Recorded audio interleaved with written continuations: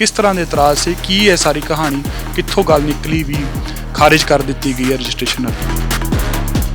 एक एक डॉकूमेंट असीं बड़े ध्यान नाल हर चीज़ प्रॉपर लाई हुई सी। 7 जनवरी नूं मैं आप उत्थे गया, फाइल करके आए असीं डेयरी नंबर लैके, ते सानूं उन्होंने कहा विदन वीक और 10 टाइम्स इहदा प्रोसैस करके असीं कोई करांगे तुहानूं अगे। संयुक्त समाज मोर्चे का कॉन्स्टिट्यूशन लिखिਆ, ਅਸੀਂ ਆਪ ਡਰਾਫਟ ਕੀਤਾ ਉਹਨੂੰ ਵੀ ਇਹ ਸੰਵਿਧਾਨ ਹੋਊਗਾ। ਸੰਵਿਧਾਨ ਦਾ ਹਰ ਪੇਜ ਹੈ ਸਾਡੇ ਪ੍ਰਧਾਨ ਸਰਦਾਰ ਬਲਵੀਰ ਸਿੰਘ ਰਾਜੇਵਾਲ ਨੇ ਸਾਈਨ ਕੀਤਾ ਜੋ ਰਿਕੁਆਇਰਮੈਂਟ ਹੈ ਉਹਦੇ ਅੰਦਰ। ਤਾਂ ਹੁਣ ਲਾਉਣ ਵਾਲੇ ਦਾ ਮੈਨੂੰ ਤਾਂ ਪਤਾ ਨਹੀਂ ਹੈ, ਇਸ ਤਾਂ ਲਿਖਿਆ ਅੱਜ ਵੀ ਤੁਸੀਂ ਦੇਖੋ ਹਰ ਪੇਜ ਤੇ ਸਾਈਨ ਹੋਇਆ, ਤੁਸੀਂ ਫਿਰ ਵੀ ਆਬਜੈਕਸ਼ਨ ਲਾਇਆ। ਨੰਬਰ 1 ਟਰੈਕਟਰ ਕਿਹਾ ਉਹਦੇ ਵਿੱਚ, ਦੂਜਾ ਟਰੈਕਟਰ ਟਰਾਲੀ, ਤੀਜਾ ਇਕੱਲੀ ਟਰਾਲੀ, ਵੀ ਤੁਸੀਂ ਤਿੰਨਾਂ ਸਮ ਜਿਹੜਾ ਮਰਜ਼ੀ ਲੋਡ ਕਰਦੇ ਹੋ। ਉਹ ਐਪਲੀਕੇਸ਼ਨ ਸਾਡੀ ਪੈਂਡਿੰਗ ਹੈ, ਉਸ ਦਾ ਕੋਈ ਡਿਸੀਜਨ ਨਹੀਂ ਕੀਤਾ ਹੁਣ ਤੱਕ। ਸਾਨੂੰ ਸਿਰਫ ਆਬਜੈਕਸ਼ਨ ਲਾ ਕੇ ਭੇਜਿਆ ਨਾ। ਹੁਣ ਅਸੀਂ ਕੱਲ ਨੂੰ ਦੁਬਾਰਾ ਰੀਫਾਈਲ ਹੋ ਰਹੇ ਹੋ, ਅਸੀਂ ਕਹਾਂਗੇ ਸਾਡਾ ਕੇਸ ਵੀ ਪਿਆ, ਸਾਡੀ ਐਪਲੀਕੇਸ਼ਨ ਵੀ ਫਿਰ ਅਲੋਟਮੈਂਟ ਸਿੰਬਲ, ਤੁਸੀਂ ਡਿਸਾਈਡ ਨਹੀਂ ਕੀਤਾ, ਇਲੈਕਸ਼ਨ ਸਿਰ ਦੇ ਉੱਪਰ ਹੈ। ਰਾਜੇਵਾਲ ਸਾਹਿਬ ਨੇ ਪ੍ਰੈਸ ਕਾਨਫਰੰਸ ਕੀਤੀ, ਉਹਨਾਂ ਸਿੱਧੇ ਤੌਰ ਤੇ ਦੋਸ਼ ਲਾਇਆ ਵੀ ਆਮ ਆਦਮੀ ਪਾਰਟੀ ਨੇ ਆਪਣੇ ਬੰਦੇ ਬਿਠਾਏ ਹੋਏ, ਵਕੀਲ ਬਿਠਾਏ ਹੋਏ ਜਿਹੜੇ ਇਹ ਸਾਰਾ ਕੰਮ ਕਰਾ ਰਹੇ ਨੇ। ਦੇਖੋ ਮੈਂ ਆਬਜੈਕਸ਼ਨ ਤੋਂ ਸਮੈਲ ਕਰਦਾ ਵੀ there is some foul play. ਉਹ ਭਾਰਤੀ ਜਨਤਾ ਪਾਰਟੀ ਕਰਦੀ, ਆਮ ਆਦਮੀ ਪਾਰਟੀ ਕਰਦੀ ਹੈ, ਕੌਣ ਕਰਦਾ ਹੈ? ਜਿਹੜਾ ਸਾਨੂੰ ਸਮਝਦਾ ਵੀ ਸਾਨੂੰ ਸੱਟ ਮਾਰਦੇ ਨੇ ਉਹ ਕਰੂਗੇ ਨੈਚੁਰਲੀ। ਜਿਹਦਾ ਗਰਾਊਂਡ ਖੁਸਣਾ ਹੈ, ਜਿਹੜਾ ਤੁਸੀਂ ਕਹੋ ਵੀ ਐਸਪੀਰੈਂਟ ਸੀ ਟੂ ਗ੍ਰੈਬ ਦਾ ਪਾਵਰ, ਘੱਟੋ ਘੱਟ ਉਹੀ ਕਰੂਗਾ ਨਾ। ਔਰ ਇਹ ਮੋਰਚਾ ਐਸਾ ਨਹੀਂ ਕਿ ਅਸੀਂ 2 ਜਾਂ 10 ਸੀਟਾਂ ਚੋਣ ਲੜ ਰਹੇ ਹਾਂ। ਇੱਕ ਬਿਲਕੁਲ ਪੰਜਾਬ ਦਾ ਵੱਡਾ ਮੋਰਚਾ ਹੈ, ਪੰਜਾਬ ਦੇ ਇਤਿਹਾਸ 'ਚ ਪਹਿਲੇ ਵਾਰੀ ਬਣਿਆ। ਇਸ ਲਈ ਇੱਕ ਅਲਟਰਨੇਟਿਵ ਬਣਨ ਵਾਲਾ ਜਿਹੜਾ ਮੋਰਚਾ ਹੈ, ਤੁਸੀਂ ਉਹਨੂੰ ਇਸ ਤਰ੍ਹਾਂ ਕਰ ਸਕਦੇ ਹੋ ਵੀ ਕੋਈ ਅਲੋਟਮੈਂਟ ਨਾ ਕਰੋ ਸਿੰਪਲ ਦੀ। ਜਿਹੜੇ ਤੁਹਾਡਾ ਮੁਕਾਬਲੇ 'ਚ ਨੇ ਉਹ ਤਾਂ ਇਹ ਕਹਿ ਰਹੇ ਆ ਵੀ ਇਹਨਾਂ ਤੋਂ ਇੰਨਾ ਸਿਸਟਮ ਨਹੀਂ ਬਣਨਾਗਾ, ਨਹੀਂ ਇੰਨਾ ਇਹ ਕਹਿਣ ਦੀਆਂ ਗੱਲਾਂ ਹੁੰਦੀਆਂ ਨੇ ਵੀ ਸਾਡੇ ਨਾਲ ਲੋਕ ਜੁੜੇ ਹੋਏ ਨੇ, ਪਰ ਇਹ ਸਾਰੀਆਂ ਚੀਜ਼ਾਂ ਵੋਟਾਂ 'ਚ ਕਨਵਰਟ ਨਹੀਂ ਹੋਣਗੀਆਂ, ਵੀ ਵੋਟਾਂ ਬਹੁਤ ਥੋੜ੍ਹੀਆਂ ਪੈਣਗੀਆਂ। ਇਹ ਗੱਲਾਂ ਕਹੀਆਂ ਜਾ ਰਹੀਆਂ ਤੇ ਉਮੀਦਵਾਰ ਲਗਾਤਾਰ ਜਾਰੀ ਕੀਤੇ ਜਾ ਰਹੇ, ਅੱਜ ਵੀ ਜਾਰੀ ਕੀਤੇ ਗਏ ਨੇ। 2 ਉਮੀਦਵਾਰ ਵਿਡਰਾਅ ਵੀ ਕੀਤੇ ਨੇਗੇ, ਇੱਕ ਤਾਂ ਹਰਵਿੰਦਰਪਾਲ ਸਿੰਘ ਜਿਹੜੇ ਰਾਜਪੁਰੇ ਤੋਂ ਨੇਗੇ, ਤੇ ਉਹਨਾਂ ਦੀ ਚਰਚਾ ਚੱਲਦੀ ਹੈ ਤੁਸੀਂ ਉਹਨਾਂ ਟਿਕਟ ਦਵਾਈ ਸੀ, ਕੀ ਕਾਰਨ ਰਿਹਾ ਵੀ ਉਹ ਵਿਡਰਾਅ ਕਰ ਗਏ ਨੇ ਜਾਂ ਸਿੱਖ ਸਮਾਜ ਮੋਰਚੇ ਨੇ ਡਿਸਾਈਡ ਕੀਤਾ ਵੀ ਉਹਨਾਂ ਦਾ ਉਮੀਦਵਾਰੀ ਵਿਡਰਾਅ ਕਰ ਲਈ ਜਾਵੇ?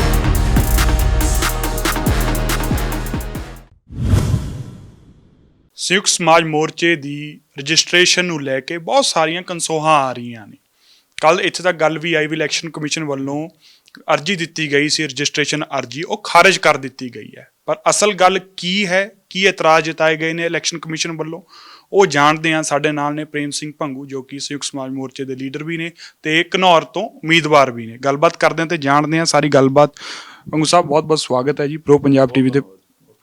ਕੱਲ ਇਹ ਗੱਲ ਜ਼ਿਆਦਾ ਆਈ ਜਾਂ ਅਫਵਾਹਾਂ ਆਈਆਂ ਵੀ ਰਜਿਸਟ੍ਰੇਸ਼ਨ ਹੀ ਖਾਰਿਜ ਕਰ ਦਿੱਤੀ ਗਈ, ਪਰ ਬਾਅਦ 'ਚ ਕਲੀਅਰ ਕੀਤਾ ਗਿਆ ਵੀ ਇਤਰਾਜ਼ ਜਤਾਏ ਗਏ। ਕਿਸ ਤਰ੍ਹਾਂ ਦੇ ਇਤਰਾਜ਼ ਸੀ, ਕੀ ਹੈ ਸਾਰੀ ਕਹਾਣੀ, ਕਿੱਥੋਂ ਗੱਲ ਨਿਕਲੀ ਵੀ ਖਾਰਿਜ ਕਰ ਦਿੱਤੀ ਗਈ ਹੈ ਰਜਿਸਟ੍ਰੇਸ਼ਨ ਅਰਜੀ?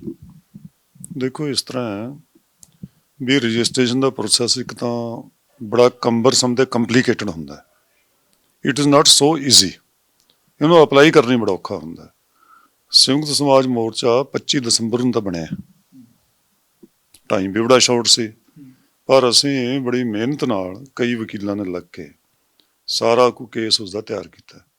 250 ਪੇਜ ਦੀ ਫਾਈਲ ਹੈ ਪੂਰੀ, ਜਿਹਦੇ ਵਿੱਚ ਇੱਕ ਇੱਕ ਡਾਕੂਮੈਂਟ ਅਸੀਂ ਬੜੇ ਧਿਆਨ ਨਾਲ ਹਰ ਚੀਜ਼ ਪ੍ਰੋਪਰ ਲਾਈ ਹੋਈ ਸੀ। 7 ਜਨਵਰੀ ਨੂੰ ਮੈਂ ਆਪ ਉੱਥੇ ਗਿਆ, ਫਾਈਲ ਕਰਕੇ ਆਏ ਅਸੀਂ ਡੈਰੀ ਨੰਬਰ ਲੈ ਕੇ, ਤੇ ਸਾਨੂੰ ਉਹਨਾਂ ਨੇ ਕਿਹਾ ਵਿਦਨ ਵੀਕ ਔਰ 10 ਟਾਈਮਸ ਇਹਦਾ ਪ੍ਰੋਸੈਸ ਕਰਕੇ ਅਸੀਂ ਕੋਈ ਕਰਾਂਗੇ ਤੁਹਾਨੂੰ ਅੱਗੇ। ਤਾਂ ਸਾਨੂੰ ਹੈਰਾਨੀ ਹੋਈ ਵੀ ਜਦੋਂ ਇਸ ਨੂੰ ਮੇਰਾ ਖਿਆਲ 17 ਕਿ 18 ਤਰੀਕ ਨੂੰ ਸਾਨੂੰ ਇੱਕ ਲੈਟਰ ਆ ਗਿਆ। ਉਹ ਲੈਟਰ ਦੇ ਵਿੱਚ ਵੀ ਇਹ ਓਬਜੈਕਸ਼ਨ ਹੈ, ਰਿਜੈਕਸ਼ਨ ਨਹੀਂ, ਰਿਜੈਕਸ਼ਨ ਇਜ਼ ਸਮਥਿੰਗ ਐਲਸ। ਅਸੀਂ ਕੋਰਟ 'ਚ ਕੇਸ ਫਾਈਲ ਕਰਦੇ ਹਾਂ ਤਾਂ ਰਜਿਸਟਰੀ ਲਾਜ਼ਮੀ ਕੋਈ ਨਾ ਕੋਈ ਓਬਜੈਕਸ਼ਨ ਲਾਉਂਦੀ ਹੈ ਵੀ ਇਸ 'ਤੇ ਸਾਈਨ ਨਹੀਂ ਹੋਏ, ਇਹ ਅਟੈਸਟ ਨਹੀਂ ਹੋਏ, ਇਹ ਨਹੀਂ, ਕਈ ਚੀਜ਼ਾਂ। ਉਹ ਉਸ ਤਰ੍ਹਾਂ ਓਬਜੈਕਸ਼ਨ ਲਾ ਕੇ ਉਹਨਾਂ ਨੇ ਸਾਨੂੰ ਰਿਟਰਨ ਕੀਤਾ ਵੀ ਤੁਸੀਂ ਇਹ ਓਬਜੈਕਸ਼ਨ ਰਿਮੂਵ ਕਰੋ, ਰੀਫਾਈਲ ਕਰੋ। ਔਰ ਉਹ ਓਬਜੈਕਸ਼ਨ ਅਸੀਂ ਰਿਮੂਵ ਕਰਤੇ, ਅੱਜ ਸਵੇਰੇ ਰੀਫਾਈਲ ਹੋ ਰਿਹਾ। So this is end of matter, ਕੋਈ ਰਿਜੈਕਸ਼ਨ ਵਾਲੀ ਤਾਂ ਗੱਲ ਹੈ ਨਹੀਂ ਉਹਦੇ ਵਿੱਚ। ਤਾਂ ਜਿਹੜੇ ਓਬਜੈਕਸ਼ਨ ਸੀਗੇ ਆਮ ਸਧਾਰਨ ਜਿਹੜੇ ਨਾਰਮਲ ਪ੍ਰੋਸੈਸ ਦੇ ਰਾਹੀਂ ਲੰਘਦੇ ਉਹੀ ਸੀਗੇ, ਕੋਈ ਹੋਰ ਵੱਡੀ ਗੱਲ ਨਹੀਂ ਸੀ। ਰੂਟੀਨ ਔਰ ਮੈਂ ਤਾਂ ਉਹਨੂੰ ਕਹਾਂਗਾ ਵੀ ਆਬਜੈਕਸ਼ਨ ਫਾਰ ਆਬਜੈਕਸ਼ਨ ਸੇਕ। ਹੁਣ ਜਿਸ ਤਰ੍ਹਾਂ ਫਾਰ ਐਗਜ਼ਾਮਪਲ ਅਸੀਂ ਸੰਯੁਕਤ ਸਮਾਜ ਮੋਰਚੇ ਦਾ ਕਨਸਟੀਟਿਊਸ਼ਨ ਲਿਖਿਆ, ਅਸੀਂ ਆਪ ਡਰਾਫਟ ਕੀਤਾ ਉਹਨੂੰ ਵੀ ਇਹ ਸੰਵਿਧਾਨ ਹੋਊਗਾ। ਸੰਵਿਧਾਨ ਦਾ ਹਰ ਪੇਜ ਹੈ ਸਾਡੇ ਪ੍ਰਧਾਨ ਸਰਦਾਰ ਬਲਵੀਰ ਸਿੰਘ ਰਾਜੇਵਾਲ ਨੇ ਸਾਈਨ ਕੀਤਾ, ਜੋ ਰਿਕੁਆਇਰਮੈਂਟ ਹੈ ਉਹਦੇ ਅੰਦਰ। ਤਾਂ ਉਹਦੇ ਵਿੱਚ ਇੱਕ ਆਬਜੈਕਸ਼ਨ ਇਹ ਵੀ ਹੈ ਵੀ every page has not been signed which is baseless, incorrect ਹੈ ਉਹ। ਤਾਂ ਹੁਣ ਲਾਉਣ ਵਾਲੇ ਦੇ ਮੈਨੂੰ ਤਾਂ ਪਤਾ ਨਹੀਂ ਹੈ, ਤਾਂ ਲਿਖਿਆ ਅੱਜ ਵੀ ਤੁਸੀਂ ਦੇਖੋ ਹਰ ਪੇਜ ਤੇ ਸਾਈਨ ਹੋਇਆ, ਤੁਸੀਂ ਫਿਰ ਵੀ ਆਬਜੈਕਸ਼ਨ ਲਾਇਆ। ਸਿਮਿਲਰਲੀ 3 ਡਾਕੂਮੈਂਟ ਇਹੋ ਜਿਹੇ ਸਨ, ਕਹਿੰਦੇ ਇਹ ਨੋਟਰਾਈਜ਼ ਨਹੀਂ ਹੈ, ਵੀ ਨੋਟਰੀ ਉਹ ਟੈਸਟ ਨਹੀਂ ਕੀਤੇ, ਕਿ ਟੈਸਟ ਕੀਤੇ ਹੋਏ ਨੇ ਨੋਟਰੀ ਦੇ। ਹੁਣ ਤੁਸੀਂ ਕੀ ਸਮਝੋਗੇ ਇਸ ਨੂੰ, ਵੀ ਕੀ ਇਸ ਦੇ ਪਿੱਛੇ ਕੋਈ ਕੰਮ ਕਰਦਾ ਸੀ ਜਾਂ ਕੀ ਕੋਈ ਪੋਲੀਟੀਕਲ ਮੋਟਿਵ ਸੀ। ਕੱਲ ਰਾਜੇਵਾਲ ਸਾਹਿਬ ਨੇ ਪ੍ਰੈਸ ਕਾਨਫਰੰਸ ਕੀਤੀ, ਉਹਨਾਂ ਸਿੱਧੇ ਤੌਰ ਤੇ ਦੋਸ਼ ਲਾਇਆ ਵੀ ਆਮ ਆਦਮੀ ਪਾਰਟੀ ਨੇ ਆਪਣੇ ਬੰਦੇ ਬਿਠਾਏ ਹੋਏ, ਵਕੀਲ ਬਿਠਾਏ ਹੋਏ ਜਿਹੜੇ ਇਹ ਸਾਰਾ ਕੰਮ ਕਰਾ ਰਹੇ ਨੇ। ਦੇਖੋ ਇਸ ਤਰ੍ਹਾਂ ਵੀ ਪੰਜਾਬ ਦੇ ਵਿੱਚ ਨਾ ਜਦੋਂ ਮੋਰਚਾ ਬਣਿਆ, ਇਸ ਤੋਂ ਤਕਰੀਬਨ ਸਾਰੀਆਂ ਪਾਰਟੀਆਂ ਉਹ ਪ੍ਰਟਰਬਡ ਨੇ। ਉਹਨਾਂ ਨੂੰ ਪਤਾ ਵੀ ਜ਼ਮੀਨ ਉਹਨਾਂ ਦੇ ਖੁਸ ਰਹੀ ਹੈ। ਅਕਾਲੀ ਦਲ ਕਾਂਗਰਸ ਦਾ ਲੋਕ ਚਾਹੁੰਦੇ ਹੀ ਨਹੀਂ, ਉਹਦਾ ਮੋਰਚਾ ਚੱਲਦੇ ਹੀ ਲੋਕ ਕਹਿੰਦੇ ਸੀ ਵੀ ਇਹਨਾਂ ਨੂੰ ਤਾਂ ਕਿਸੇ ਤਰ੍ਹਾਂ ਨਿਜਾਤ ਪਾਓ, ਇਹਨਾਂ ਦਾ ਪੰਜਾਬ ਲੁੱਟਿਆ ਹੋਇਆ। ਰਹੀ ਆਮ ਆਦਮੀ ਪਾਰਟੀ, ਜਿਹੜੀ ਉਹ ਬੇਚੈਨੀ ਜਿਹੜੀ ਇਹਨਾਂ ਪਾਰਟੀਆਂ ਦੇ ਖਿਲਾਫ ਖੜੀ ਹੋਈ ਸੀ, ਮੋਰਚਿਆਂ ਦੇ ਵਿੱਚ ਗਏ ਲੋਕ, ਤਾਂ ਉਸ ਬੇਚੈਨੀ ਨੂੰ ਜਿਹੜੀ ਆਮ ਆਦਮੀ ਪਾਰਟੀ ਸਮਝਦੀ ਸੀ ਵੀ ਆਪਣੇ ਪਿੱਛੇ ਰੈਲੀ ਕਰਾਂਗੇ, ਇਨ ਦਾ ਐਬਸੈਂਸ ਆਫ ਐਨੀ ਅਲਟਰਨੇਟਿਵ ਜਿਹੜਾ ਸੰਯੁਕਤ ਸਮਾਜ ਮੋਰਚੇ ਨੇ ਬਣਾਇਆ। ਔਰ ਜਦੋਂ ਤੱਕ ਮੋਰਚਾ ਬਣਿਆ ਨਹੀਂ ਸੀ ਉਦੋਂ ਤੱਕ ਲੋਕ ਜ਼ਰੂਰ ਕਿਤੇ ਨਾ ਕਿਤੇ ਇਹ ਸੋਚਦੇ ਸੀ ਵੀ ਸ਼ਾਇਦ ਅਲਟਰਨੇਟਿਵ ਇਹ ਪ੍ਰੋਵਾਈਡ ਕਰਨਗੇ। ਪਹਿਲਾਂ ਤਾਂ ਨਹੀਂ ਕਰ ਪਾਏ 2017 'ਚ ਤਾਂ ਉਹ ਵੀ ਹੁਣ ਸ਼ਾਇਦ ਹੋਵੇ, ਪਰ ਜਦੋਂ ਮੋਰਚਾ ਬਣਿਆ ਤਾਂ ਲਾਜ਼ਮੀ ਆਮ ਆਦਮੀ ਪਾਰਟੀ ਨੂੰ ਉਹਦੀ ਨੀਂਦ ਹਰਾਮ ਹੋਈ ਹੈ, ਉਹ ਡਿਸਟਰਬ ਹੋਈ ਹੈ।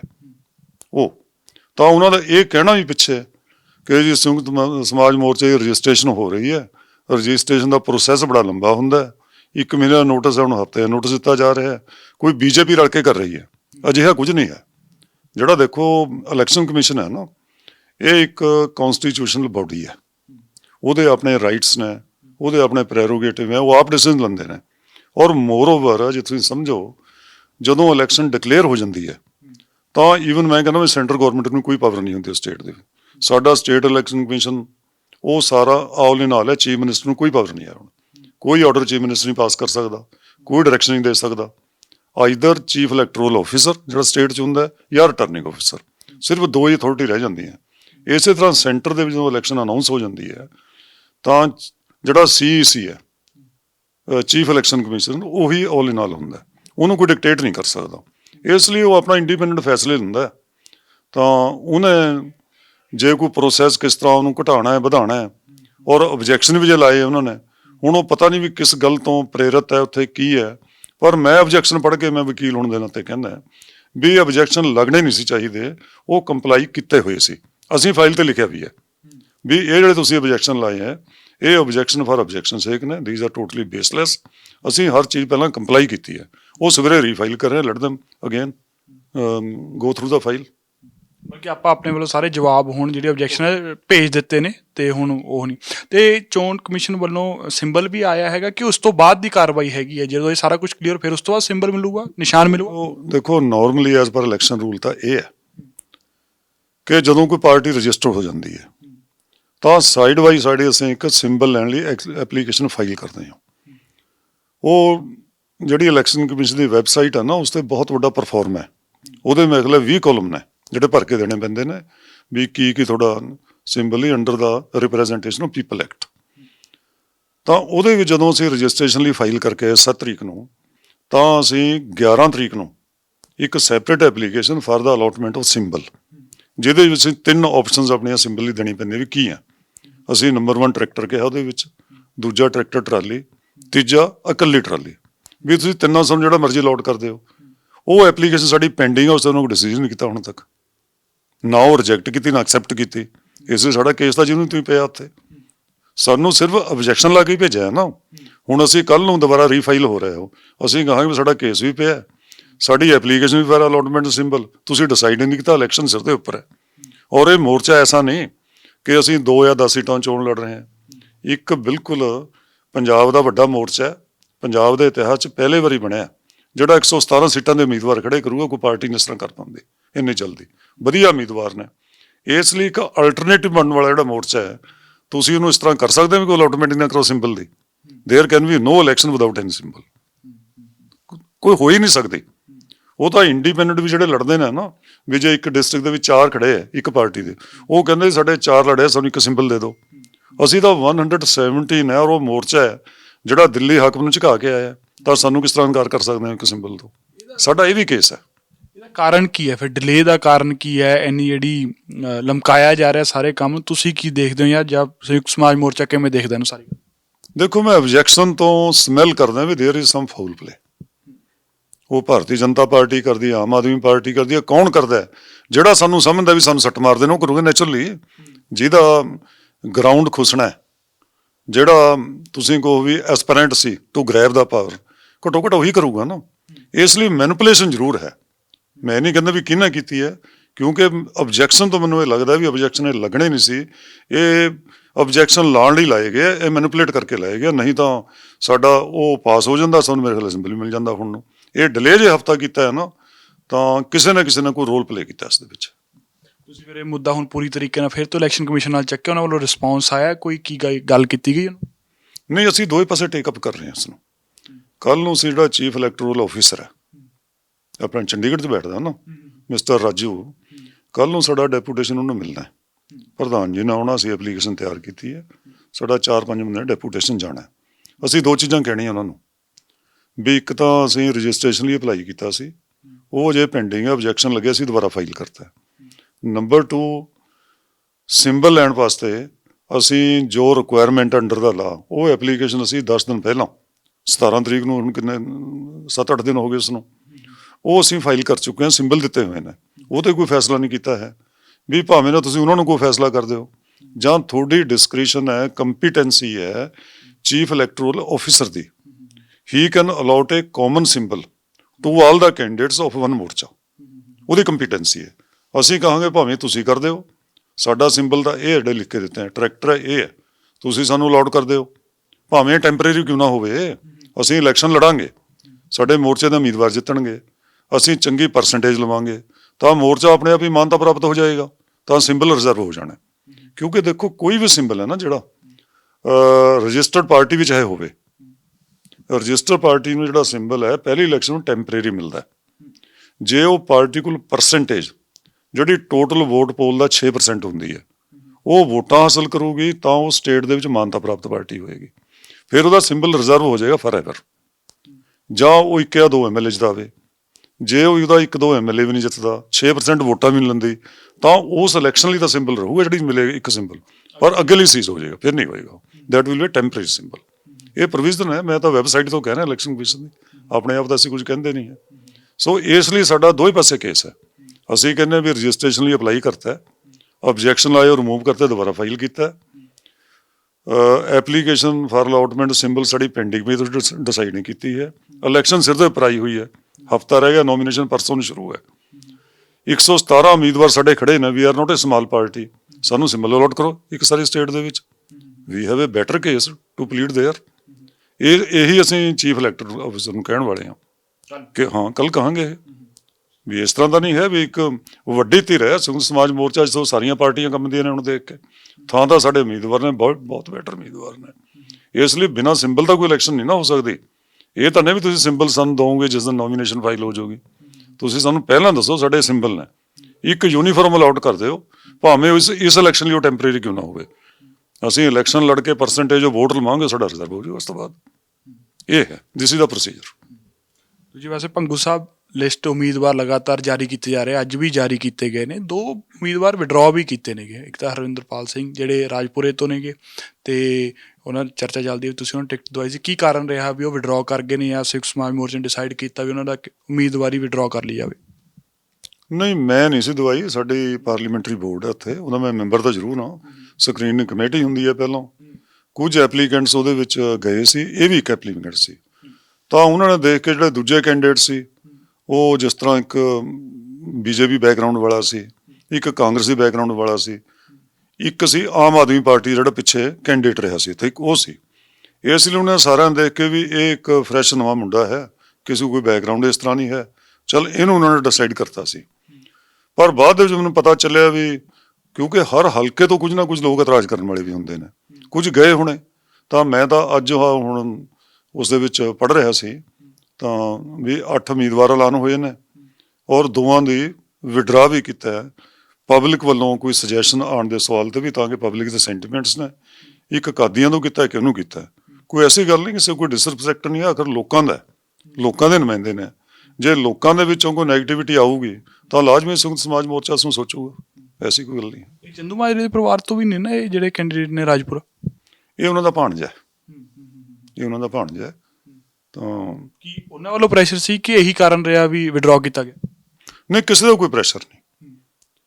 ਦੇਖੋ, ਸੰਯੁਕਤ ਸਮਾਜ ਮੋਰਚੇ ਨੇ ਨਾ ਪ੍ਰੈਸ਼ਰ 'ਚ ਟਿਕਟਾਂ ਦਿੱਤੀਆਂ ਤੇ ਨਾ ਹੀ ਵਿਡਰਾ ਕੀਤੀਆਂ, ਕਿਸੇ ਦਾ ਪ੍ਰੈਸ਼ਰ ਨਹੀਂ ਮੰਨਿਆ। ਤੁਸੀਂ ਸਾਡੇ ਕੈਂਡੀਡੇਟ ਤਾਂ ਦੇਖੋ ਨਾ, ਭਾਣਜੇ ਤੇ ਚੰਦੂਮਾਜਰਾ ਜੀ ਦਾ ਹੋਵੇ। ਨਹੀਂ ਨਹੀਂ, ਕਿਸੇ ਦਾ ਕੋਈ ਪ੍ਰੈਸ਼ਰ ਨਹੀਂ। ਮੈਂ ਕਿਹਾ ਅਸੀਂ ਤਾਂ ਨਿਰਪੱਖ ਹੋ ਕੇ ਦੇਖੋ, ਹੁਣ ਇੱਕ ਹਲਕੇ ਤੋਂ 20 ਐਪਲੀਕੇਸ਼ਨਾਂ ਸੀ, ਹੁਣ 3000 ਐਪਲੀਕੇਸ਼ਨ ਕੋਈ ਘਟਦਾ ਨਹੀਂ ਨਾ 117 ਹਲਕਿਆਂ 'ਚ। 3000 ਐਪਲੀਕੇਸ਼ਨ ਮੇਰੇ ਕੋਲ ਢੇਰ ਲੱਗਿਆ ਪਿਆ ਰਹੇ ਸੀ, ਇੱਥੇ ਕਿਤੇ ਹੋਰ ਪਿਆ ਸੀ। ਕਿੰਨੀ ਸਾਡੀ ਟੀਮ ਬੈਠਦੀ ਸੀ, ਰਾਤ ਹੋ ਜਾਂਦੀ ਸੀ, ਸਾਰੇ ਦੇਖਦੇ ਸੀ, ਅਸੀਂ ਮੈਟ ਬਣਾ ਲੈਂਦੇ ਸੀ। ਹੁਣ ਕਿੰਨੀਆਂ ਲੜਕੀਆਂ ਤੁਸੀਂ ਅਖਬਾਰਾਂ 'ਚ ਪੜ੍ਹਿਆ ਹੈ ਵੀ ਜਿਹੜੇ ਲੜਕੀਆਂ ਨੂੰ ਵਿਚਾਰਿਆਂ ਨੂੰ ਪਤਾ ਨਹੀਂ ਵੀ ਸਾਨੂੰ ਟਿਕਟ ਮਿਲ ਜਾਣੀ ਹੈ। ਅਸੀਂ ਵੀ ਬਾਈ ਫੇਸ ਦੇਖਿਆ ਨਹੀਂ ਸੀ, ਅਸੀਂ ਮੈਰਿਟ ਦੇਖੀ ਵੀ ਇਹ ਯੰਗ ਗਰਲ ਹੈ, ਇਸੇ MA PhD ਹੈ, ਇਹਨਾਂ ਨੂੰ ਵਿਚਾਰੇ ਬੱਚਿਆਂ ਨੂੰ ਮੌਕਾ ਕਿੱਥੇ ਮਿਲਣਾ। ਅਸੀਂ ਇਹਨੂੰ ਟਿਕਟਾਂ ਦਿੱਤੀਆਂ, ਆਹ ਬਸੀ ਪਠਾਣਾ ਕੱਲ੍ਹ ਦਿੱਤੀ ਹੈ, ਯੰਗ ਗਰਲ ਹੈ ਔਰ ਵੈਲ ਕੁਆਲੀਫਾਈਡ ਹੈ, ਕੋਈ ਸਿਫਾਰਿਸ਼ ਨਹੀਂ ਕਿਸੇ ਨੂੰ ਜਾਣਦੇ, ਅਸੀਂ ਵੀ ਨਹੀਂ ਸੀ ਜਾਣਦੇ। ਉਹ ਆਈ ਸਾਡੇ ਬਾਈ ਫੇਸ, ਫਿਰ ਪਤਾ ਚੱਲਿਆ ਵੀ ਇਹ ਲੜਕੀ ਹੈ। ਸੋ ਸਾਡਾ ਕ੍ਰਾਈਟੇਰੀਆ ਕੁਛ ਇਸ ਕਿਸਮ ਦਾ ਸੀ। ਅਸੀਂ ਨਾ ਕਿਸੇ ਦਾ ਪ੍ਰੈਸ਼ਰ, ਈਵਨ ਜਥੇਬੰਦੀਆਂ ਦੇ ਆਗੂਆਂ ਦਾ ਵੀ ਪ੍ਰੈਸ਼ਰ ਨਹੀਂ ਚੱਲਿਆ, ਕਿਉਂਕਿ ਜਥੇਬੰਦੀਆਂ ਦਾ ਵਰਕਰ ਹੁੰਦੇ ਨਾ, ਅਗਲਾ ਆਪਣੇ ਨੂੰ ਹੀ ਕਹਿੰਦਾ ਵੀ ਇਹਨੂੰ ਦੇ ਦਿਓ ਟਿਕਟ। ਅਸੀਂ ਦੇਖਿਆ ਵੀ ਅਸੀਂ ਵਿਨੇਬਿਲਿਟੀ, ਚੰਗੇ ਕੈਂਡੀਡੇਟ ਹੋਣ, ਅਸੀਂ ਚੰਗਾ ਅਕਸ਼ ਦਈਏ, ਫਿਰ ਬਾਕੀ ਪਾਰਟੀ ਦੇ ਸੰਯੁਕਤ ਸਮਾਜ ਮੋਰਚੇ ਦੇ ਅੰਤਰ ਕੀ ਰਹੂਗਾ? ਫਿਰ ਤਾਂ ਕੋਈ ਅੰਤਰ ਨਾ ਹੋਇਆ। ਅਸੀਂ ਬੈਟਰ ਕੈਂਡੀਡੇਟ ਨੂੰ, ਜਿਹੜੇ ਯੋਗ ਵੀ ਨੇ, ਕੁਆਲੀਫਾਈਡ ਨੇ ਔਰ ਵਿਨੇਬਿਲਿਟੀ ਵੀ ਦੇਖ ਕੇ ਉਹਨਾਂ ਨੂੰ ਟਿਕਟਾਂ ਦੇਣ ਦੀ ਕੋਸ਼ਿਸ਼ ਕੀਤੀ ਹੈ ਪੰਜਾਬ ਦੇ ਵਿੱਚ। ਪਰ ਇਹ ਠੀਕ ਹੈ ਵੀ ਵੱਡਾ ਮੋਰਚਾ ਹੁੰਦਾ ਹੈ, ਕੋਈ 2-4 ਥਾਵਾਂ ਤੇ ਸਾਰੇ ਲੋਕ ਖੁਸ਼ ਨਹੀਂ ਹੋਇਆ ਕਰਦੇ, ਕ੍ਰਿਟਿਸਿਜ਼ਮ ਆ ਵੀ ਜਾਇਆ ਕਰਦਾ ਹੈ। ਪਰ ਜੇ ਕਹੋ ਵੀ ਮੈਜੋਰਿਟੀ ਓਵਰਵੈਲਮਲੀ ਸਾਡੇ ਕੈਂਡੀਡੇਟ ਸਭ ਤੋਂ ਬੈਟਰ ਨੇ। ਪ੍ਰੈਸ 'ਚ ਵੀ ਆਇਆ ਵੀ ਸੰਯੁਕਤ ਸਮਾਜ ਮੋਰਚੇ ਨੇ ਬੜੇ ਅੱਛੇ ਕੈਂਡੀਡੇਟ ਮੈਦਾਨ 'ਚ ਉਤਾਰੇ ਨੇ, ਬਾਰਿੰਗ 2-3 ਇੰਸਟੈਂਸ ਹੋਏ ਹੀ ਕਰਦਾ, ਇਸ ਤਰ੍ਹਾਂ ਕੋਈ ਐਸੀ ਗੱਲ ਨਹੀਂ। ਤੇ ਭੰਗੂ ਸਾਹਿਬ, ਤੁਸੀਂ ਆਪ ਘਨੌਰ ਦੇ ਉਮੀਦਵਾਰ ਹੋ, ਉੱਥੋਂ ਚੋਣ ਲੜ ਰਹੇ ਹੋ, ਤੁਹਾਡੇ ਮੁਕਾਬਲੇ 'ਚ ਕਾਫੀ ਹੰਢੇ ਹੋਏ ਸਿਆਸਤਦਾਨ ਨੇ। ਕਿਵੇਂ ਆ ਮਾਹੌਲ, ਕਿਸ ਤਰ੍ਹਾਂ ਰਿਸਪੌਂਸ ਤੁਹਾਨੂੰ ਮਿਲ ਰਿਹਾ, ਕੀ ਔਕੜਾਂ ਆ ਰਹੀਆਂ ਨੇ? ਦੇਖੋ, ਮੈਨੂੰ ਤਾਂ ਇਹ ਇਲੈਕਸ਼ਨ ਇੰਨੀ ਕੰਫਰਟੇਬਲ ਲੱਗ ਰਹੀ ਹੈ ਨਾ। ਮੈਂ 2 ਇਲੈਕਸ਼ਨਸ ਪਹਿਲਾਂ ਲੜੀਆਂ ਉਸ ਹਲਕੇ ਤੋਂ। 1985 'ਚ ਮੈਂ ਲੜੀ, ਉਦੋਂ ਮੈਂ CPIM ਦਾ ਆਫੀਸ਼ੀਅਲ ਉਮੀਦਵਾਰ ਸੀ। 1997 ਦੇ ਵਿੱਚ ਮੈਂ MCPIU, ਜਿਹੜੀ ਮੇਰੀ ਹੁਣ ਪਾਰਟੀ, ਮੈਂ ਉਹਦਾ ਉਮੀਦਵਾਰ ਸੀ। ਪਰ ਇਹ 2 ਇਲੈਕਸ਼ਨ ਦੇ ਮੁਕਾਬਲੇ ਜਿੰਨਾ ਸਤਿਕਾਰ ਪਿੰਡਾਂ ਦੇ ਵਿੱਚ, ਜਿੰਨੀ ਸਪੋਰਟ ਔਰ ਜਿੰਨਾ ਓਵਰਵੈਲਮਿੰਗ ਰਿਸਪੌਂਸ ਹੁਣ ਮਿਲ ਰਿਹਾ ਹੈ, ਤਾਂ ਅੰਦਾਜ਼ਾ ਨਹੀਂ ਲਾਇਆ ਜਾ ਸਕਦਾ ਵੀ ਆਪਣੇ ਆਪ ਲੋਕ ਚੱਲ ਕੇ ਸਾਡੇ ਦਫ਼ਤਰਾਂ ਦੇ ਵੀ ਦੇਖੋ, ਜਾ ਕੇ ਸਾਡੇ ਦਫ਼ਤਰਾਂ 'ਚ ਭੀੜ ਹੁੰਦੀ ਹੈ ਤੇ ਬੰਦਾ ਨਹੀਂ ਕੋਈ ਮਿਲਦਾ ਹੈ ਉਹਨਾਂ ਦੇ ਵਿੱਚ। ਤਾਂ ਉਹ ਇਲੈਕਸ਼ਨ ਲੜ ਰਿਹਾ 6-7 ਮਹੀਨਿਆਂ ਤੋਂ। ਅਸੀਂ ਤਾਂ ਮੋਰਚੇ ਦੇ ਵਿੱਚ ਸੀ ਨਾ, ਅਸੀਂ ਤਾਂ ਹੁਣ ਆਏ ਉੱਥੋਂ। ਅਸੀਂ ਤਾਂ 25 ਨੂੰ ਤਾਂ ਆ ਕੇ ਮੋਰਚਾ ਬਣਾਇਆ ਇੱਥੇ, ਤਾਂ 25 ਤੋਂ ਪਹਿਲਾਂ ਤਾਂ ਕੋਈ ਵਿਚਾਰ ਵੀ ਨਹੀਂ ਸੀ। ਇਹ ਜਿਹੜੇ ਉੱਥੇ ਖੜੇ ਨੇ ਨਾ, ਇਹ ਤਾਂ 5 ਸਾਲ ਜਿੱਤ ਕੇ 5 ਸਾਲ ਇਲੈਕਸ਼ਨ ਹੀ ਲੜਦੇ ਆ। 6-6 ਮਹੀਨਿਆਂ ਤੋਂ ਫਲੈਕਸਾਂ ਲਾਈ ਹੋਈਆਂ, ਹੋਰ ਲਾਈਆਂ ਹੋਈਆਂ ਨੇ, ਘੁੰਮਦੇ ਫਿਰ ਰਿਹਾ ਪਿੰਡਾਂ ਦੇ ਵਿੱਚ। ਪਰ ਅੱਜ ਜਾ ਕੇ ਪਿੰਡਾਂ 'ਚ ਪਤਾ ਚੱਲਦਾ ਵੀ ਜਦੋਂ ਅਸੀਂ ਜਾਂਦੇ ਹਾਂ ਤਾਂ ਪਿੰਡਾਂ 'ਚ ਭਰਵੇਂ ਇਕੱਠ, ਕਿਤੇ 100 ਬੰਦਾ, ਕਿਤੇ 150, ਕਿਤੇ 50 ਬੰਦਾ ਇਕੱਠੇ ਹੁੰਦੇ ਨੇ। ਹਰ ਪਿੰਡਾਂ 'ਚ ਇਕੱਠ ਦੇ ਇਕੱਠ ਹੋ ਰਹੇ ਆ ਔਰ ਲੋਕ ਵੇਟ ਕਰਦੇ ਨੇ। ਔਰ ਮੇਰਾ ਤਾਂ ਕ੍ਰੈਡਿਟ ਇਹ ਹੈ, ਦੇਖੋ ਵੀ 380 ਦਿਨ ਦੇ ਵਿੱਚੋਂ 360 ਦਿਨ ਮੈਂ ਸਿੰਘੂ ਤੇ ਰਿਹਾ, ਕੇਵਲ 20 ਦਿਨ ਮੈਂ ਇੱਥੇ ਆਇਆ। ਮੇਰੀ ਬੇਟੀ ਦਾ ਵਿਆਹ ਸੀ, ਕੇਵਲ 2 ਰਾਤਾਂ ਲਈ ਘਰ ਆਇਆ ਸੀ। ਸਾਰਾ ਮੇਰਾ ਇਲਾਕਾ ਜਾਣਦਾ ਔਰ ਜਿੱਥੇ ਮੈਂ ਜਾਂਦਾ ਉਸ ਕਹਿ ਦਿੰਦੇ ਨੇ ਵੀ ਇਹਨਾਂ ਦੀ ਕੁਰਬਾਨੀ ਹੈ, ਸਿਰਫ 2 ਦਿਨ ਆਪਣੀ ਲੜਕੀ ਦੇ ਵਿਆਹ 'ਚ ਆਏ ਹੀ ਨਹੀਂ। ਔਰ ਉੱਥੇ ਸਾਰੇ, ਮੈਂ ਕਹਿੰਦਾ ਵੀ ਦੇਸ਼ ਵਿਦੇਸ਼ ਨੇ ਦੇਖਿਆ ਜੋ ਸਾਡੀ ਕਾਰਗੁਜ਼ਾਰੀ ਸੀ, ਜੋ ਗੱਲਬਾਤ ਦੇ ਵਿੱਚ ਸਰਕਾਰ ਨੂੰ ਅਸੀਂ ਹਰਾਉਂਦੇ ਸੀ ਬੈਠ ਕੇ ਗੱਲਬਾਤ 'ਚ, ਉਹ ਸਾਰਿਆਂ ਨੇ ਦੇਖਿਆ। ਜਿੰਨੇ ਮੁਕੱਦਮੇ ਬਣੇ ਸੀ, FIR ਦਰਜ ਹੋਈ, ਜਿੰਨੀ ਬੇਲ ਕਰਾਣੀ ਸੀ ਉੱਥੇ, ਉਹ ਸਾਰਿਆਂ ਨੇ ਦੇਖਿਆ ਕੀ ਰੋਲ ਸੀ ਸਾਡਾ, ਹਰ ਦੇਖਦੇ ਸੀ। ਇਸ ਲਈ ਲੋਕ ਵੇ ਕਰਦੇ ਨੇ ਚੰਗੇ ਮਾੜੇ ਦੇ ਵਿੱਚ। ਲੋਕਾਂ ਨੂੰ ਕੁਰਬਾਨੀ ਦਾ ਵੀ ਪਤਾ ਹੈ ਕੌਣ ਕਰਨ ਵਾਲੇ ਨੇ, ਜਿਹੜੀ ਪਾਰਟੀਆਂ ਉਮੀਦਵਾਰ ਖੜੇ ਨੇ ਉਹਨਾਂ ਦਾ ਵੀ ਪਤਾ ਹੈ ਕਿ ਉਹ ਕਿਸਾਨਾਂ ਲਈ, ਮਜ਼ਦੂਰਾਂ ਲਈ ਐਡਾ ਵੱਡਾ ਹਮਲਾ ਸੀ, ਉਹਦੇ ਵਿੱਚ ਉਹਨਾਂ ਦਾ ਕੀ ਯੋਗਦਾਨ ਰਿਹਾ। ਉਹਨਾਂ ਨੂੰ ਲੋਕਾਂ ਨੇ ਰੋਕਿਆ ਤਾਂ ਨਹੀਂ ਨਾ। ਮੈਂ ਪਿੰਡਾਂ 'ਚ ਕਹਿ ਦਿੰਦਾ ਵੀ ਇਹਨਾਂ ਨੂੰ ਥੋੜ੍ਹਾ ਰੋਕਿਆ। ਅਸੀਂ ਆਪਣੀ ਸਟੇਜ ਤੋਂ ਕਹਿੰਦੇ ਸੀ ਪਾਰਟੀਆਂ ਨਾ ਹੋ, ਪਰ ਇਹਨਾਂ ਨੂੰ ਇਹ ਤਾਂ ਨਹੀਂ ਅਸੀਂ ਕਿਹਾ ਵੀ ਤੁਸੀਂ ਕਿਸਾਨਾਂ ਦੇ ਹੱਕ 'ਚ ਮੋਰਚਾ ਨਾ ਲਾਓ। ਇਹ ਜਾਂਦੇ ਪਾਰਲੀਮੈਂਟ ਦੇ ਅੱਗੇ ਸਾਰੀ ਪਾਰਟੀਆਂ ਇਕੱਠੇ ਹੋ ਕੇ ਮੋਰਚਾ ਲਾਉਂਦੇ ਮੋਦੀ ਦੇ ਖਿਲਾਫ। ਇਹ ਤਾਂ ਬੋਲੇ ਹੀ ਨਹੀਂ। ਇਹ ਤਾਂ 6 ਮਹੀਨੇ ਆਪਣੀ ਵੋਟਾਂ ਮੰਗਦੇ ਰਹੇ, ਹੁਣ ਵੋਟਾਂ ਲੈਣ ਫੇਰ ਆ ਗਏ। ਇਸ ਲਈ ਉਹਨਾਂ ਦਾ ਕੋਈ ਰਾਈਟ ਨਹੀਂ ਲੋਕ ਰਿਜੈਕਟ ਕਰ ਰਹੇ ਆ ਉਸ ਨੂੰ ਆਊਟਰਾਈਟਲੀ। ਪੰਗੂ ਸਾਹਿਬ, ਜਿਵੇਂ ਕਿ ਚੋਣਾਂ ਸਿਰ ਤੇ ਨੇ, 20 ਨੂੰ ਵੋਟਾਂ ਪੈ ਜਾਣੀਆਂ ਨੇ, ਤਾਂ ਪ੍ਰਚਾਰ ਵਾਸਤੇ ਜਾਂ ਤੁਸੀਂ ਕਹਿ ਲਓ ਜਿਵੇਂ ਹੁਣ ਉਮੀਦਵਾਰ ਅਨਾਉਂਸ ਕੀਤੇ ਗਏ ਆ, ਉਹਨਾਂ ਦੀ ਪ੍ਰੋਪਰ ਜਾਣਕਾਰੀ ਵਾਸਤੇ ਥੋੜਾ ਸਮਾਂ ਜ਼ਿਆਦਾ ਨਹੀਂ ਲੈ ਲਿਆ ਗਿਆ? ਥੋੜਾ ਉਸ ਪੱਖੋਂ ਸਮਾਜ ਮੋਰਚਾ ਉਹ ਪਿੱਛੇ ਨਹੀਂ ਰਹਿ ਗਿਆ? ਨਹੀਂ, ਮੈਂ ਨਹੀਂ ਸਮਝਦਾ, ਕਿਉਂਕਿ ਦੇਖੋ ਕਿ ਸੈਂਟੀਮੈਂਟਸ ਨੇ, ਸਾਡਾ ਇੱਕ ਬੇਸ ਬਣਿਆ। ਅਜੇ ਸਿੰਘੂ ਔਰ ਟਿੱਕਰੀ ਦੇ ਵਿੱਚ ਜਿਹੜੇ ਲੋਕਾਂ ਨੇ ਉੱਥੇ ਕੁਰਬਾਨੀਆਂ ਕੀਤੀਆਂ ਨੇ, 700 ਕਿਸਾਨ ਸ਼ਹੀਦ ਹੋਇਆ, ਲੋਕ ਗਰਮੀਆਂ 'ਚ, ਠੰਡੇ 'ਚ, ਕਰੋਨਾ 'ਚ ਹਰ ਚੀਜ਼ ਦਾ ਸਾਹਮਣਾ ਕੀਤਾ, ਮੁਸੀਬਤਾਂ ਦਾ। ਲੋਕਾਂ ਦੇ ਅੰਦਰ ਜਜ਼ਬਾ ਬਲਬਲਾ ਉਸ ਤਰ੍ਹਾਂ ਹੀ ਹੈ। ਉਹਦਾ ਇੱਕ ਜਗਾਉਣ ਦੀ ਲੋੜ ਸੀ, ਜਾਗਿਆ ਗਿਆ ਇੱਕਦਮ। ਅਸੀਂ ਆਏ ਆ, ਉਹ ਕਹਿੰਦੇ ਅਸੀਂ ਦੇਖਦੇ ਜੀ ਮੋਰਚੇ ਵੇਲੇ ਆਏ ਨਹੀਂ, ਹੁਣ ਮੋਰਚੇ ਵੇਲੇ ਆਏ, ਲੋਕ ਤਾਂ ਉਸ ਤਰ੍ਹਾਂ ਹੀ ਕਾਇਮ ਹੋ ਗਏ। ਉਹ ਤਾਂ ਇੱਥੋਂ ਹੀ ਕਰੋ, ਹਰ ਪਿੰਡਾਂ 'ਚ ਉਸ ਤਰ੍ਹਾਂ ਹੀ ਹਿੱਲ ਜਾਂਦਾ। ਸਾਨੂੰ ਕੋਈ ਬਹੁਤੀ ਕੰਪੇਨਿੰਗ ਕਰਨ ਦੀ ਲੋੜ ਨਹੀਂ, ਜਿਸ ਤਰ੍ਹਾਂ ਪਾਰਟੀਆਂ ਕਰਦੀਆਂ ਨੇ। ਨਾ ਅਸੀਂ ਕੋਈ ਗੱਡੀਆਂ ਘੁਮਾਉਣੀਆਂ, ਨਾ ਪੈਸਾ ਲਾਉਣਾ, ਨਾ ਨਸ਼ਾ, ਨਾ ਸ਼ਰਾਬ, ਕੁਝ ਵੀ ਨਹੀਂ। ਸਾਡੇ ਤਾਂ ਜਿਹੜੇ ਹਰ ਚੀਜ਼ ਉਹ ਲੋਕ ਨੇ ਮੋਰਚਿਆਂ 'ਚ, ਜਿਹੜੇ ਲੜਨ ਵਾਲੇ, ਮਰਨ ਵਾਲੇ, ਉੱਥੇ ਬੈਠਣ ਵਾਲੇ ਨੌਜਵਾਨ ਬਥੇਰੇ ਨੇ। ਇਸ ਲਈ ਸਾਨੂੰ ਬੜਾ ਆਸਾਨ ਹੈ, ਅਸੀਂ ਤਾਂ ਇੱਕ ਹਫ਼ਤੇ ਸਾਰੇ ਇਲਾਕੇ 'ਚ ਫਿਰ ਸਕਦੇ ਹਾਂ। ਉਹ ਕਹਿੰਦੇ ਵੀ ਆਉਣ ਦੀ ਲੋੜ ਨਹੀਂ ਪ੍ਰਧਾਨ ਜੀ, ਅਸੀਂ ਤਾਂ ਬੈਠੇ ਹਾਂ, ਆਪਣਾ ਮੋਰਚਾ ਸਮਝੀ, ਗਰੁੱਪ ਦੇ ਗਰੁੱਪ ਬੈਠੇ, ਕਮੇਟੀਆਂ ਬਣਾਈ। ਸੋ ਸਾਨੂੰ ਐਸੀ ਕੋਈ ਦਿੱਕਤ ਨਹੀਂ ਹੈ, ਮੈਂ ਨਹੀਂ ਸਮਝਦਾ। ਪਰ ਜਿਹੜੀਆਂ ਰਵਾਇਤੀ ਪਾਰਟੀਆਂ ਜਾਂ ਕਹਿ ਲਓ ਹੋਰ ਬਾਕੀ ਜਿਹੜੇ ਵਿਰੋਧੀ ਨੇ, ਥੋੜੇ ਕੰਪੈਟੀਟਰ ਨੇ, ਜਾਂ ਜਿਹੜੇ ਥੋੜਾ ਮੁਕਾਬਲੇ 'ਚ ਨੇ, ਉਹ ਤਾਂ ਇਹ ਕਹਿ ਰਹੇ ਆ ਵੀ ਇਹਨਾਂ ਤੋਂ ਇੰਨਾ ਸਿਸਟਮ ਨਹੀਂ ਬਣਨਾ ਗਾ, ਨਹੀਂ ਇੰਨਾ, ਇਹ ਕਹਿਣ ਦੀਆਂ ਗੱਲਾਂ ਹੁੰਦੀਆਂ ਨੇ ਵੀ ਸਾਡੇ ਨਾਲ ਲੋਕ ਜੁੜੇ ਹੋਏ ਨੇ, ਪਰ ਇਹ ਸਾਰੀਆਂ ਚੀਜ਼ਾਂ ਵੋਟਾਂ 'ਚ ਕਨਵਰਟ ਨਹੀਂ ਹੋਣੀਆਂ, ਵੀ ਵੋਟਾਂ ਬਹੁਤ ਥੋੜ੍ਹੀਆਂ ਪੈਣਗੀਆਂ। ਇਹ ਗੱਲਾਂ ਕਹੀਆਂ ਜਾ ਰਹੀਆਂ। ਦੇਖੋ, ਉਹਨੇ ਵਿਸ਼ਫੁਲ ਥਿੰਕਿੰਗ ਹੈ, ਇਹ ਹਮੇਸ਼ਾ ਨਹੀਂ ਹੋਇਆ ਕਰਦਾ। 1977 'ਚ ਜਦੋਂ ਐਮਰਜੈਂਸੀ ਲੱਗੀ ਸੀ, 19 ਮਹੀਨੇ ਬਾਅਦ ਐਮਰਜੈਂਸੀ ਹਟੀ, ਤਾਂ ਜਨਤਾ ਪਾਰਟੀ ਤਾਂ ਥੋੜ੍ਹੇ ਦਿਨਾਂ 'ਚ ਹੀ ਬਣੀ ਸੀ ਨਾ, ਕੋਈ ਪਹਿਲਾਂ ਪਾਰਟੀ ਕੋਈ ਨਹੀਂ ਸੀ। ਐਮਰਜੈਂਸੀ ਹਟੀ, ਜੇਲ੍ਹਾਂ 'ਚੋਂ ਲੋਕ ਬਾਹਰ ਆਏ, ਜਨਤਾ ਪਾਰਟੀ ਬਣੀ, ਔਰ ਜਨਤਾ ਪਾਰਟੀ ਦਾ ਸਾਰੇ ਦੇਸ਼ 'ਚ ਇੰਨਾ ਝੱਖੜ ਚੱਲਿਆ। ਉਹ ਕਾਂਗਰਸ ਪਾਰਟੀ ਇੱਥੋਂ ਕਸ਼ਮੀਰ ਤੋਂ ਕੰਨਿਆ ਕੁਮਾਰੀ ਤੱਕ ਕਿਤੇ ਪੈਰ ਨਹੀਂ ਸੀ, ਸੀਟ ਨਹੀਂ ਸੀ ਮਿਲੀ, ਐਡੀ ਵੇਵ ਸੀ। ਤੁਹਾਡੇ ਸਾਹਮਣੇ 1989 ਸੀ ਇੱਥੇ, ਭਾਵੇਂ ਵਿਚਾਰਧਾਰਾ ਕੋਈ ਵੀ ਹੋਵੇ, ਲੋਕਾਂ ਨੇ ਉਦੋਂ ਦੇਖੋ ਜਿੱਥੇ ਕੋਈ ਖੜਿਆ, ਭਾਵੇਂ ਘਰ ਬੈਠਾ ਸੀ ਕੋਈ, ਲੋਕਾਂ ਨੇ ਘਰੇ ਬੈਠੇ ਨੇ ਵੋਟਾਂ ਪਾ ਦਿੱਤੀਆਂ, ਜੇਲ੍ਹਾਂ 'ਚ ਬੈਠੇ ਲੋਕ ਜਿਤਾ ਦੇ। ਇਸ ਲਈ ਹੁਣ ਇਸ ਕਿਸਮ ਦੀ ਲਹਿਰ ਹੈ, ਇਹ ਕਿਸਾਨੀ ਦੀ ਲਹਿਰ ਹੈ, ਜਿਹੜੀ ਮੈਂ ਕਹਿੰਦਾ ਵੀ 50-60 ਸਾਲ ਬਾਅਦ ਆਈ ਹੈ। ਔਰ ਇਹ ਮੋਰਚਾ ਜਿਹੜਾ ਲੱਗਿਆ ਸੀ, ਇਸ ਨੇ ਇੱਕ ਨਵਾਂ ਇਤਿਹਾਸ ਸਿਰਜਿਆ, ਨਵੀਆਂ ਪਿਰਤਾਂ ਪਾਈਆਂ, ਲੋਕਾਂ 'ਚ ਆਪਸੀ ਸਾਂਝ, ਭਾਈਚਾਰਕ ਸਾਂਝ, ਆਪਸੀ ਕੜੱਤਣ, ਜਾਤ ਪਾਤ ਤੋਂ ਉੱਪਰ ਸਾਰਿਆਂ ਨੂੰ ਮੁਕਤ ਕੀਤਾ। ਹੁਣ ਸਾਰੇ ਲੋਕ ਇਕੱਠੇ ਨੇ, ਤਾਂ ਐਸਾ ਤਾਂ ਕਦੇ ਆਇਆ ਹੀ ਨਹੀਂ, ਪੰਜਾਬ ਨੂੰ ਕਦੇ ਮਿਲਿਆ ਨਹੀਂ। ਤਾਂ ਇਹ ਪੰਜਾਬ ਤਾਂ ਹਮੇਸ਼ਾ ਮੈਂ ਕਹੂੰਗਾ ਵੀ ਇਹ ਨਵੀਂ ਲਹਿਰ ਨੂੰ ਫੜਦਾ, ਜਿਹੜਾ ਮੈਂ ਜ਼ਿਕਰ ਕੀਤਾ। ਸਾਰੇ ਦੇਸ਼ 'ਚ ਦੇਖੋ, ਤੁਸੀਂ ਪਿੱਛੇ ਦੇਖ ਲਓ ਵੀ ਹਰ ਚੀਜ਼ ਕੋਈ ਨਵੀਂ ਲਹਿਰ ਚੱਲੀ ਹੈ, ਪੰਜਾਬ ਤੋਂ ਜੰਮਦੀ ਆ। ਪੰਜਾਬ ਪਹਿਲਾਂ ਫੜਦਾ ਇਸ ਨੂੰ, ਫਿਰ ਦੇਸ਼ ਚੱਲਦੀ ਹੈ। ਆਮ ਆਦਮੀ ਪਾਰਟੀ ਨੂੰ ਤਾਂ ਪੰਜਾਬ ਨੇ ਫੜਿਆ ਸੀ। ਜਦੋਂ 2014 ਦੇ ਵਿੱਚ 4 ਪਾਰਲੀਮੈਂਟ ਮੈਂਬਰ ਕੇਵਲ ਪੰਜਾਬ ਨੇ ਜਿਤਾਏ, ਸਾਰੇ ਦੇਸ਼ 'ਚ ਕਿਤੇ ਪੈਰ ਨਹੀਂ ਲੱਗਿਆ। ਪਰ ਉਹ 4 ਪਾਰਲੀਮੈਂਟ ਮੈਂਬਰ ਤੋਂ ਉਹਨਾਂ ਕੋਲ ਰਿਹਾ ਕਿਹੜਾ, ਇੱਕ ਰਹਿ ਗਿਆ। 2017 'ਚ ਲੋਕ ਦੇਖਦੇ ਸੀ ਵੀ ਸਤੇ ਹੋਏ ਅਕਾਲੀਆਂ ਕਾਂਗਰਸੀਆਂ ਤੋਂ, ਤਾਂ ਵੀ ਇਹ ਆਮ ਆਦਮੀ ਪਾਰਟੀ ਇਹ ਬਦਲ ਦੇਣਗੇ, ਚੰਗਾ ਪ੍ਰਬੰਧ ਦੇਣਗੇ। ਫਿਰ ਵੀ ਜਿਹੜੇ 100 ਕਲੇਮ ਕਰਦੇ ਸੀ, 22 ਤੇ ਆ ਕੇ ਨਿਪਟੇ, ਤੇ 22 ਦੇ ਵਿੱਚ ਉਹਨੇ ਪੱਲੇ ਕੀ ਰਿਹਾ, ਹੁਣ 10 ਰਹੇ, 12 ਕਿੱਥੇ ਚਲੇ ਗਏ? ਜਿਨ੍ਹਾਂ ਦੇ ਖਿਲਾਫ ਲੋਕਾਂ ਨੇ ਵੋਟ ਪਾਈ ਸੀ, ਲੋਕਾਂ ਨੇ ਫਤਵਾ ਦਿੱਤਾ ਸੀ ਅਕਾਲੀਆਂ ਨੂੰ, ਕਾਂਗਰਸੀਆਂ ਦੇ ਖਿਲਾਫ, ਵੀ ਇਹਨਾਂ ਤੋਂ ਨਿਜਾਤ ਹਾਸਲ ਕਰਨੀ ਹੈ, ਛੁਟਕਾਰਾ ਇਹਨਾਂ ਤੋਂ ਪਾਓ। ਪਰ ਜਿਹੜੇ ਇਹਨਾਂ ਨੇ ਜਿਤਾਏ, 22 ਜਿੱਤੇ, ਤਾਂ 12 ਤਾਂ ਉਹਨਾਂ ਕੋਲ ਹੀ ਚਲੇ ਗਏ ਨਾ ਜਿਨ੍ਹਾਂ ਖਿਲਾਫ ਲੋਕਾਂ ਨੇ ਵੋਟ ਪਾਈ ਸੀ। ਫਿਰ ਲੋਕ ਇਹਨਾਂ ਦੇ ਭਰੋਸਾ ਕਿਸ ਤਰ੍ਹਾਂ ਕਰਨਗੇ? ਇਸ ਲਈ ਲੋਕ ਬਿਲਕੁਲ ਨਹੀਂ ਹੁਣ ਸਮਝਦੇ ਹੈ ਕਿ ਇਹ ਕੋਈ ਬਦਲ ਲਿਆਉਣਗੇ। ਔਰ ਸਟੈਂਡ ਵੀ ਇਹਨਾਂ ਦੇ ਕੰਟਰਾਡਿਕਟਰੀ ਨੇ। ਪੰਜਾਬ 'ਚ ਸਟੈਂਡ ਹੋ ਰਿਹਾ, ਹਰਿਆਣੇ 'ਚ ਹੋ ਰਿਹਾ, ਦਿੱਲੀ 'ਚ ਹੋ ਰਿਹਾ। ਅੱਜ ਵੀ ਵੋਟ ਮੰਗਦੇ, ਵੋਟ ਕੇਜਰੀਵਾਲ ਕੋ ਦਿਓ, ਪੰਜਾਬੀਆਂ ਨੂੰ ਕਿਉਂ ਨਾ ਵੋਟ ਦਈਏ? ਚਿਹਰਾ ਇਹਨਾਂ ਨੇ ਭਗਵੰਤ ਮਾਨ ਐਲਾਨ ਦਿੱਤਾ, ਧੂਰੀ ਤੋਂ ਚੋਣ ਲੜ ਰਹੇ ਨੇ। ਕਿਹਾ ਜਾ ਰਿਹਾ, ਆਮ ਆਦਮੀ ਪਾਰਟੀ ਕਹਿ ਰਹੀ ਹੈ ਵੀ ਸਾਨੂੰ ਮਾਲਵੇ 'ਚ ਬਹੁਤ ਬਲ ਮਿਲਿਆ, ਇਸ ਨਾਲ ਪਿੰਡਾਂ ਦੀ ਵੋਟ ਸਾਰੀ ਸਾਨੂੰ ਪਊਗੀ। ਚਲੋ, ਲੋਕਾਂ ਦਾ ਫਤਵਾ ਦੱਸੇਗਾ, ਇਹ ਉਹਨਾਂ ਦੇ ਸਾਹਮਣੇ ਆ ਜਾਣਾ।